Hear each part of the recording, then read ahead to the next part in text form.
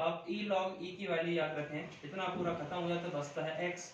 अब दूसरा क्या रहेगा, ई लॉग ई माइनस लॉग ई, ये बचेगा एक्स की पावर -1। ये दो रिजल्ट आप लोग याद रखें। अब क्वेश्चन था इसको इंटीग्रेट करना था, तो एक्स का इंटीग्रेशन तो आपसे बनता है, और एक्स माइनस 1 मतलब 1/x का इंटीग्रेशन भी आपसे बनता है। एक्स का इंटीग्रेशन 1/x का log x। फिर third question 1x x square upon factorial 2 x cube upon factorial 3 x square upon factorial 4, ये सीरीज होती है ex की। ex की वैल्यू, इतनी सारी वैल्यू ex की होती है, तो इस पूरे को हम लिख देंगे ex, और ex का इंटीग्रेशन जो आएगा वो कितना आएगा, ex प्लस c 7 होता है। अब ex की बात हुई है तो आपको बता दें कि आपको याद इस टाइप से रखना है कि ex का इंटीग्रेशन ex होता है, ठीक है, ex इसको ऐसा ना पढ़ते, इस टाइप से पढ़ो eax। यहाँ कोई नंबर हो सकता है 1 2 3 4 5 कुछ भी हो सकता है, प्लस माइनस, तो आपको इस टाइप से पढ़ना है। eax का इंटीग्रेशन कितना रहेगा, ex अपॉन में आ जाएगा a, साथ है प्लस c, उससे आपको तकलीफ नहीं आएगी। कैसे, यहाँ लिख दे e की पावर 2x, तो e की पावर 2x सेम आ गया और 2 डिवाइड हो जाएगा। अगर मैं लिखता है e की पावर -3x, तो e की पावर -3 डिवाइड में आ जाएगा -3। ये इस तरह से पढ़ो आप लोग, ये नंबर कुछ भी हो सकते हैं। sin nx, n मैंने यहाँ क्यों लिखा है, क्योंकि बुक में तो क्वेश्चन दिया जाता है कि sin x करो, लेकिन नहीं, आपको n के साथ ही सीखना है। sin का इंटीग्रेशन क्या होता है नहीं पता, भूल गए, और हमें ये पता है कि sin का डिफरेंशिएशन होता है cos, sin का डिफरेंशिएशन होता है cos, और cos का डिफरेंशिएशन होता है माइनस sin। तो आप जस्ट, तो sin का इंटीग्रेशन कितना होगा, माइनस cos। तो ये आपको थोड़ा सा रिकॉल कर लेना, कहीं डाउट आए तो। sin का इंटीग्रेशन हो जाएगा माइनस cos, तो माइनस, ये कितना लिखा है nx। sin का कितना होता है माइनस cos, फिर कितना लिखा है, जो लिखा है वो लिख देंगे nx, डिवाइड में आ जाएगा n, ये फॉर्मूला हो गया, साथ में प्लस c। अब अगर इसकी वैल्यू कुछ भी हो सकती है, sin 2x भी हो सकता है, जैसे आपके एनसीईआरटी में फर्स्ट क्वेश्चन दिया है sin 2x के नाम से, sin 3x भी हो सकता है, sin 4x भी हो सकता है, माइनस में भी हो सकता है। तो फॉर्मूला कितना आएगा, sin 2x आएगा cos 2x अपॉन में 2 माइनस cos 3x अपॉन में 3 माइनस का cos 4x अपॉन में 4। अगर आपने n वाले टर्म को सीख लिया तो किसी क्वेश्चन में तकलीफ नहीं आएगी। जो n है उसको डिवाइड होना है, जो n है उसको डिवाइड होना है। अब sin का हो गया माइनस cos, तो cos का हो जाएगा, तो cos का हो जाएगा sin, तो cos nx का इंटीग्रेशन हो जाएगा sin nx अपॉन में n, sin nx अपॉन में n, तो n यहाँ डिवाइड हो जाएगा। अब फिर वही वैल्यू, अगर आपने यहाँ लिखा है cos 2x, तो यहाँ हो जाएगा प्लस का sin 2x, बस सेम है, cos कर दो, यहाँ पे कर दीजिए cos, जो cos है और माइनस है उसको कर दो खत्म, यहाँ लिख दो आप sin, ये हो गया, साथ है प्लस c। तो आई होप कि दो क्वेश्चन अच्छे समझ में आए होंगे आपको, sin cos वाले क्वेश्चन। अब देखो sin x का इंटीग्रेशन होता है cos x, cos का होता है sin x का माइनस cos, cos का होता है sin x, और cos x का होता है माइनस cot x, और sec x का इंटीग्रेशन होता है tan x। मतलब जो आपने ट्रिग्नोमेट्री में 6 चीजें पढ़ी हैं, sin, cos, tan, cot, cos x, sec, 6 में से सिर्फ 2 का इंटीग्रेशन होता है, बस डायरेक्ट फार्मूले से, बाकी के हमें फाइंड करने होते हैं। और अगर इसको में बात करें तो cosec और sec स्क्वायर का होता है। मतलब आपको ध्यान रखना है, जो होता है वो नहीं आपसे एग्जाम में पूछेंगे। जैसे आपसे sin cos है, आपसे पूछें चलो भैया tan x का इंटीग्रेशन बताओ, क्यों होता नहीं है, फाइंड करो, डायरेक्ट नहीं होता है। आपसे cot x पूछ लेंगे, या अगर स्क्वायर की बात करें तो यहाँ पे cosec स्क्वायर है, तो आपसे sin स्क्वायर का पूछेंगे, cos स्क्वायर का पूछ सकते हैं, tan स्क्वायर का और cot स्क्वायर का। तो हमें इनके ट्रिग्नोमेट्री फार्मूले पे जाना पड़ेगा। आपको दिमाग में ये रखना है भैया साइन कॉस कोसेक सेक इन 4 के होते हैं, बाकी के 1 की पावर वाले और 2 की पावर वाले इनके नहीं होते। तो cos a प्लस b का फॉर्मूला होता है cos a cos b sin a sin b। अगर हम a इक्वल टू b को मान लेते हैं थोड़ी देर के लिए थीटा मान लेते हैं ए बी थीटा, तो थीटा थीटा कितना हो जाएगा, ये 2 थीटा हो जाएगा और ये हो जाएगा cos थीटा, ये बन जाएगा cos square theta sin square theta, ये बन जाएगा। अब यहाँ से हम cos स्क्वायर थीटा की वैल्यू अगर कैलकुलेट करना चाहें तो देखते हैं।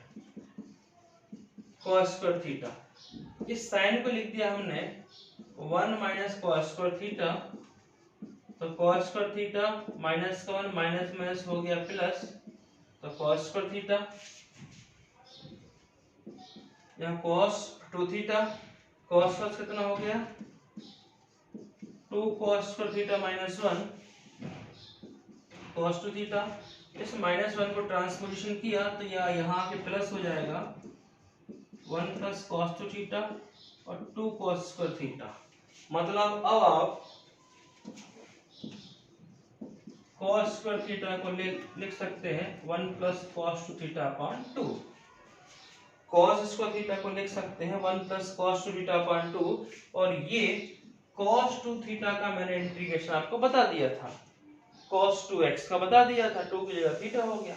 मतलब अब हम इंटीग्रेशन इसका फाइंड कर सकते हैं। 1 का बता चुका हूँ फर्स्ट लेक्चर, उसका होता है x। तो अगर आपसे कहीं ऐसा आ जाए कि भैया cos स्क्वायर थीटा का इंटीग्रेशन निकालो, तो आपको इस वैल्यू को रिप्लेस कर देना इसकी जगह पे 1 प्लस cos 2 थीटा अपॉन में 2, कांस्टेंट आ जाएगा बाहर, तो वहां बाहर कर दे 1/2, यहाँ बचेगा d थीटा, 1 का मल्टीप्लाई d थीटा में हो गया तो कितना हो गया d थीटा, और यहाँ बचेगा cos 2 थीटा d थीटा। ये हाफ में सबसे बाहर कर दिया, बस इसका हो जाएगा थीटा, इसका हो जाएगा cos 2 थीटा का sin 2 थीटा अपॉन में 2, ये इंटीग्रेशन हो जाएगा cos 2 थीटा का। तो मतलब cos स्क्वायर थीटा का नहीं होता है, पर इस फार्मूले की हेल्प से हम निकाल सकते हैं। अब अगर हम sin का डिफाइन करना चाहें तो sin के लिए हम एक काम करते हैं, cos स्क्वायर थीटा को लिख देते हैं sin square 1 minus sin square theta, तो यहाँ कितना हो जाएगा 1 minus 2 sin square theta, sin और sin 2 हो जाएंगे माइनस के, -2। अब देखो इस माइनस वाले टर्म को ट्रांसपोजिशन करेंगे, इसको यहाँ लाएंगे, तो जो अगला स्टेप बचेगा cos 2 थीटा का, वो बचेगा ये कि 2 sin स्क्वायर थीटा, इसको यहाँ लेगा तो प्लस या मल्टीप्लाई भी कर दो माइनस का, तो बस हमें साइन चेंज करना है, 2 sin स्क्वायर थीटा अपॉन में 1 माइनस cos 2 थीटा, और sin स्क्वायर थीटा की वैल्यू कितनी हो गई 1 माइनस cos 2 थीटा अपॉन 2। मतलब sin स्क्वायर थीटा का कोई भी क्वेश्चन आ जाए आपको, थीटा की वैल्यू चेंज हो सकती है, याद रखना। sin स्क्वायर थीटा की का क्वेश्चन आ जाए तो इस फॉर्म में लगाना। मतलब अगर आपके यहाँ sin स्क्वायर थीटा का इंटीग्रेशन पूछ लिया है कि sin स्क्वायर थीटा का इंटीग्रेशन बताओ, तो आपको यहाँ माइनस साइन कर देना है, बस यहाँ हो जाएगा आपका माइनस साइन, यहाँ माइनस साइन, बाकी सारे फॉर्मेट सेम है। अब इस पर आने वाले क्वेश्चन किस टाइप से बन सकते हैं, देखो सबसे पहले sin स्क्वायर थीटा की value 1 minus cos 2 theta upon 2। अगर यहाँ पर कुछ नहीं है तो मैं n की बात करता हूँ, यहाँ अगर 1 थीटा है, कुछ नहीं है तो थीटा था तो 1 थीटा है तो यहाँ पे 2 हो जाएगा, 1 थीटा था तो यहाँ हो जाएगा डबल। अगर मैं अगली बार लिख दूं sin स्क्वायर 2 थीटा तो यहाँ 4 हो जाएगा cos 4 थीटा अपॉन 2, साइन है तो माइनस। फिर यहाँ लिख दूं मैं 3 थीटा तो 1 माइनस cos 3 का डबल होता है 6। हमें तो बस डबल करना है, हमारा काम है सिर्फ डबल करना, बस, बाकी तो सब हो जाएगा, ये मैंने पढ़ा ही दिया एन वाला टर्म।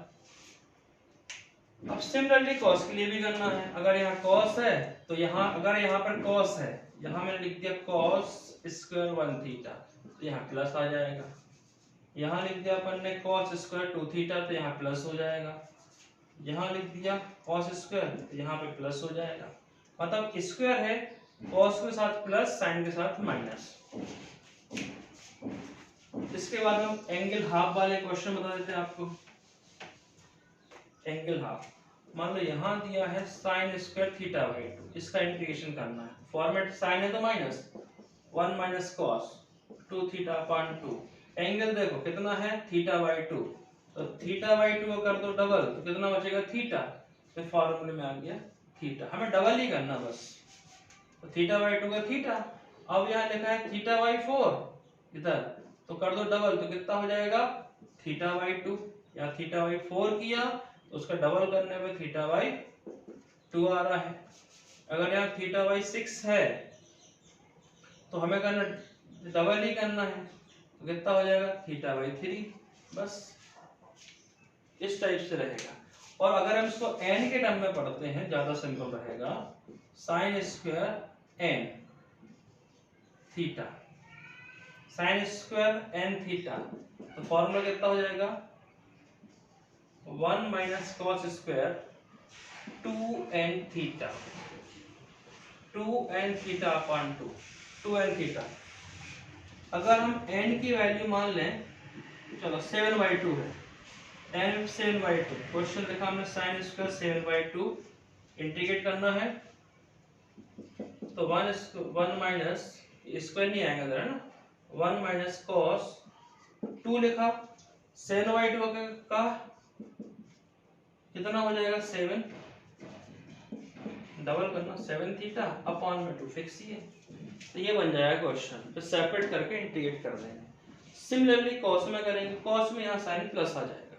तो साइन कॉस के जितने फॉर्मेट में क्वेश्चन बन सकते थे उसका बेसिक पूरा ये है। आपको tan स्क्वायर थीटा या cot स्क्वायर थीटा के कोई भी क्वेश्चन मिले तो सॉल्व किस टाइप से करना है, tan स्क्वायर थीटा का तो होता नहीं है, और जो नहीं होता है वही आपसे पूछेंगे बस। तो हमने 10th क्लास में पढ़ा था 1 plus tan square theta sec square theta, तो बस tan स्क्वायर को sec में कन्वर्ट कर दो भाई। तो sec स्क्वायर थीटा माइनस 1 को हम आज से बोलेंगे tan स्क्वायर थीटा। आज से इंटीग्रेशन में कहीं भी आपको tan स्क्वायर थीटा दिख जाए, वहां आपकी हैबिट होना चाहिए sec square theta minus 1।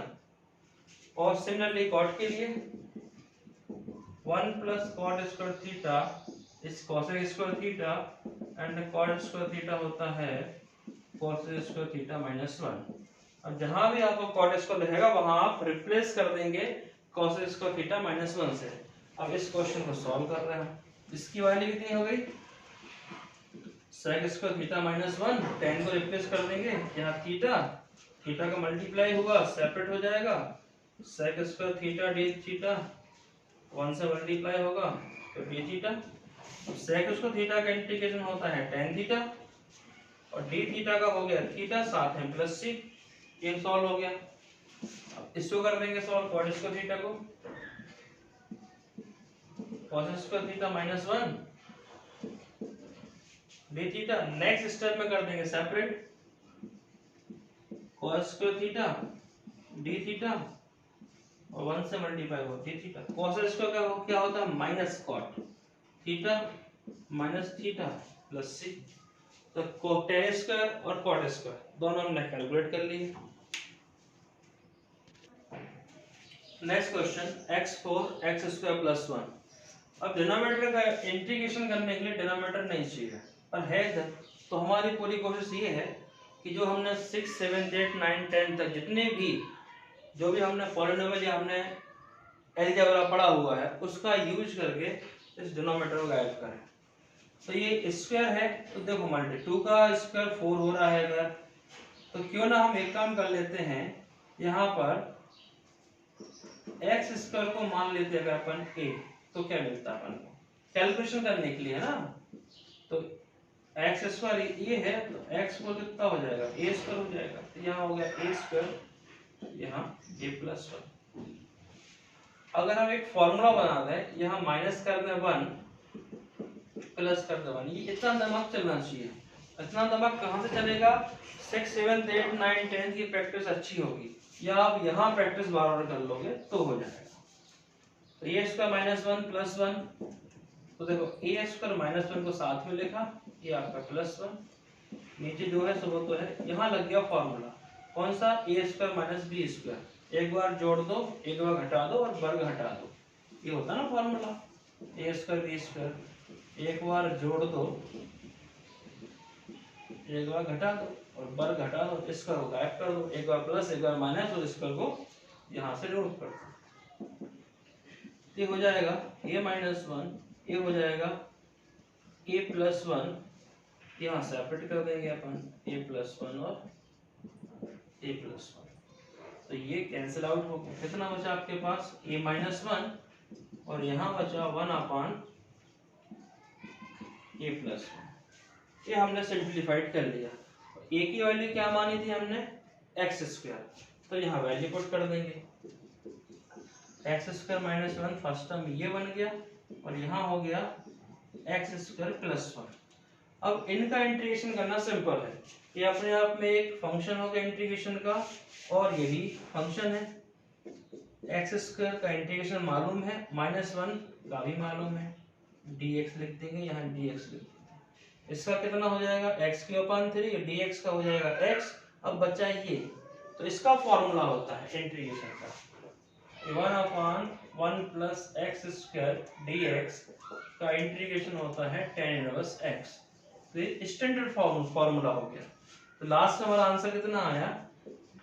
x की अपान 3 माइनस था तो x, और ये हो गया tan inverse x plus c। ऐसे क्वेश्चन भी आईएमपी है, एमपी बोर्ड में तो ऐसे क्वेश्चन पूछे जाते हैं कई बार। अब इनवर्स ट्रिग्नोमेट्री फंक्शन की बात आ गई है तो तीन फॉर्मूला देख लीजिए। dx अपान 1 माइनस एक्स स्क्वायर का फॉर्मूला होता है साइन इनवर्स x, cos के टर्म में लिखेंगे तो माइनस लगा देंगे, tan में रूट नहीं होता है, 1 plus x square tan inverse x, cot में लिखेंगे तो माइनस, और x square minus 1 sec inverse x, और cosec के टर्म में लगाएंगे तो माइनस। ये तीन फॉर्मूले देख लिए हमने, और ये 5 क्वेश्चन आपके लिए होमवर्क है, इनको सॉल्व करना है। 1 अपान एक्स का log x हो गया, 1 अपान एक्स का log x हो गया, ये x का ये x, cos का हो जाएगा माइनस साइन, cos का साइन होता है, यहाँ कंफ्यूजन होता है साइन cos, साइन का माइनस cos इंटीग्रेशन में, और sec स्क्वायर x का tan x, cos square x का माइनस cot x, बाकी कांस्टेंट रहेंगे। Sine upon sine a minus x, देखिए sine x upon sine a minus alpha, a minus alpha यहाँ पे constant है, मतलब इसमें x का टर्म नहीं आ रहा, तो ये तो कांस्टेंट होगा। आपको इंटीग्रेशन किसका करना है? साइन का हो गया cos x, और ये कांस्टेंट था a माइनस अल्फा, ये रहेगा सेम। अब इंटीग्रेशन का फर्स्ट लेक्चर में हो गया आपका बेसिक, और यहाँ भी हो गया बेसिक। इसके बाद 7.1x से स्टार्ट करते हैं। अब बेसिक क्लियर है तो क्वेश्चन तो आपसे बन जाएंगे। साइन 2x का कितना होता है? साइन का माइनस cos 2x अपान में 2। बेसिक क्लियर तो ये 2-3 क्वेश्चन आराम से बनेंगे। फिर फोर्थ क्वेश्चन में आ गया ax प्लस b का होल स्क्वायर। तो आपको तो ये पकड़ना भैया, ये कोई फंक्शन है ax प्लस b का होल स्क्वायर, तो ax प्लस b में पावर हो जाएगी 3। कैसे फॉर्मूला होता था ना, फर्स्ट लेक्चर में देखा हो तो x plus n plus 1 polynomial में 2 से बढ़ जाएगी 3, अपॉन में आ जाएगा 3, और जो भी x का कोफिशिएंट होता है, कौन है इधर a, वो डिवाइड में आएगा, साथ में प्लस c, ये हो गया। अब कोई सा ही पॉलिनोमियल हो, होल पावर है तो इस टाइप से सेपरेट, इस टाइप से सॉल्व कर लो। फिफ्थ क्वेश्चन, sin 2x का आपको पता है, उसको लिख दो। cos e3x का पता है, उसका लिख दो इंटीग्रेशन, बीच में जो भी नंबर प्लस माइनस में हो उसको लिख दो, और कैलकुलेट हो जाए तो कर लो, वरना छोड़ दो। आपको तो फंक्शन पे फोकस करना है, इसका किया, बीच में माइनस है तो माइनस, कांस्टेंट लिखा, प्लस है तो प्लस, बस। फिर सेम इसमें क्वेश्चन नंबर 6 में 4 बाहर रखा, e की पावर 3x का कितना हो, यहाँ पे कितना होगा 3x होगा, 3 डिवाइड में पहुंच जाएगा, और 1 का हो जाएगा x, खत्म क्वेश्चन, इस टाइप से। और 7 to 15 क्वेश्चन मैंने फर्स्ट लेक्चर में आप लोग को करा दिए थे। अब बात करते हैं क्वेश्चन नंबर 16 की। क्वेश्चन नंबर 16 देखते हैं। 2x का इंटीग्रेशन पता है, 2 कांस्टेंट x का पता है आपको, x²/2, इसका पता है, इसका पता है, बीच में जो साइन है उसको लिखो। ये फालतू क्वेश्चन होगा, ये भी क्वेश्चन बन जाएगा आपसे। फर्स्ट लेक्चर जरूर देखो सबसे पहले। उसके बाद इस क्वेश्चन करते हैं 18 को। क्या करें, मल्टीप्लाई करते हैं इसको। तो sec x का मल्टीप्लाई किया यहाँ पर तो आपको मिल जाएगा sec² x, ये मिल गया sec²x। और इस 10 में किया तो कितना मिल जाएगा, sec x × 10x। अब आपको सेपरेट करके इंटीग्रेट करना है। तो sec² का इंटीग्रेशन का फॉर्मूला मैं आपको बता चुका हूँ, और sec x और 10x का इंटीग्रेशन भी बता चुका हूँ। sec² का इंटीग्रेशन होता है 10x, और sec x और 10x का इंटीग्रेशन होता है sec x, साथ है प्लस c। ये थोड़ा ठीक क्वेश्चन लगा, थोड़ा सा ठीक।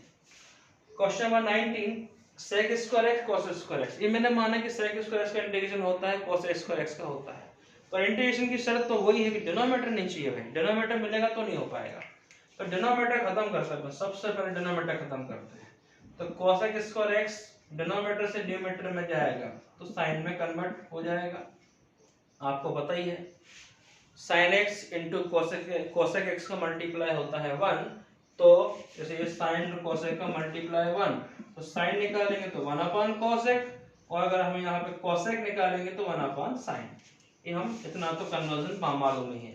cosec यहाँ जाएगा तो हो जाएगा sin² x, और sec² x डिनोमिनेटर में आएगा तो हो जाएगा cos² x, और sin/cos होता है tan² x, sin/cos tan², तो tan² x, और tan² x का इंटीग्रेशन होता नहीं है, तो इसको कर देंगे कन्वर्ट हम किसमें, sec² x - 1, और ये तो मैं क्वेश्चन करा चुका हूं आपको। Question number 20,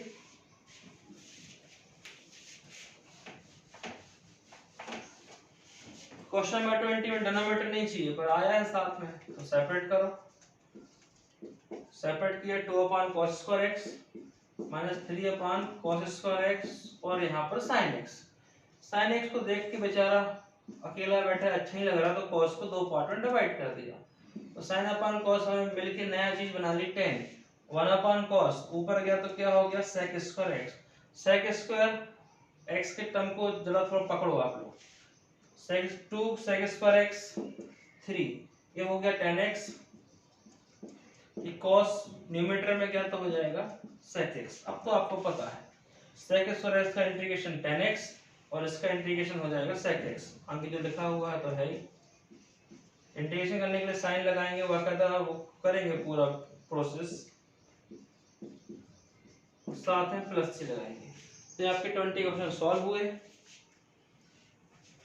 next question number 21 and 22। 21 तो मैंने लेक्चर 1 में अच्छे से करा दिया है, तो आपको लेक्चर 1 जरूर देखो सबसे पहले इसका, और इसकी लिंक डिस्क्रिप्शन बॉक्स में मिल जाएगी। √x मैंने याद करने को बोला था, 1/√x को भी याद करने को बोला था। अब 22 की बात करें। 22 क्वेश्चन क्या है, dy/dx, और क्या दिया है, fx की वैल्यू गिवन है। तो ये एक्चुअली में चेक कर रहे हैं कि आपके मास्टर ने आपको ये बताया कि नहीं बताया कि इंटीग्रेशन एंटी डेरिवेटिव होता है। तो अगर हम डिफरेंशिएशन का इंटीग्रेशन करते हैं तो फंक्शन मिल जाते हैं, मैंने फर्स्ट लेक्चर में बताया है। तो बस ये आपको चेक कर रहे हैं कि आपके मास्टर ने कंसेप्ट पढ़ाया कि नहीं पढ़ाया। मेरे को पढ़ाया भाई। अगर कहीं dy/dx है किसी फंक्शन का, अगर आप इसको इंटीग्रेट कर दोगे तो ये आपस में लड़ मर जाएंगे और खाली फंक्शन बचा देंगे। इंटीग्रेशन और dy/dx आपस में कैसे होते हैं, एक दूसरे पे लड़ मर जाते हैं। जैसे फिजिक्स में बात करें कि एक कॉइल और कैपेसिटर के बीच में ये रिलेशन होता है कि दोनों एक दूसरे को अपोज करते हैं। तो ठीक है, बस हमें तो फंक्शन निकालना है। क्वेश्चन बोला फंक्शन बताओ, तो कर देते हैं इंटीग्रेशन। तो यहाँ dy/dx लिखा, और यहाँ फंक्शन था हमारा fx, इसको इंटीग्रेट कर देंगे। तो यहाँ भी तो करना पड़ेगा ना इंटीग्रेट।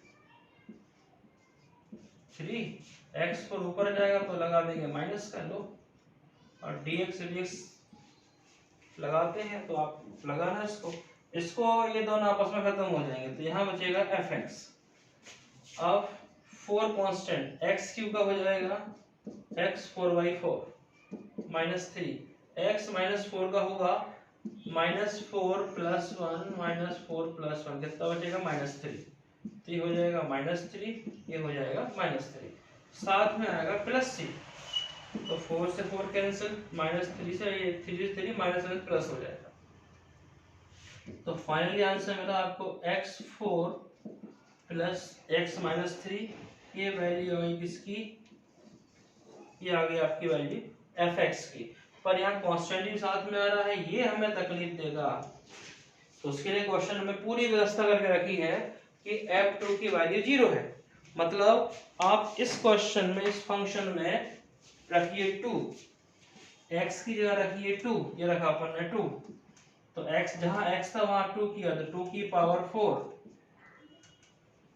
अब देखो ये तो मिल गया हमें, फंक्शन मिल गया, इस फंक्शन में x की वैल्यू करना है 2 पुट, क्यों, तो देखिए रखा है 0, तो आपने जहां x था वहां रखा 2, -1 प्लस हो ही गया था इधर, तो 16 + 1/8, तो यहाँ लेंगे अपन, यहाँ पर एलसीएम लेंगे तो 16 8 जा हो जाएगा 128, और यहाँ भी हो जाएगा 1 प्लस हो जाएगा 8c, ये 1 प्लस हो जाएगा 8c, तो 129 + 8c = 0 क्वेश्चन दे के रखा था, तो यहाँ से c की वैल्यू आ जाएगी -129/8, और c की वैल्यू को हम पुट कर देंगे इधर, तो फंक्शन मिल जाएगा -129/8।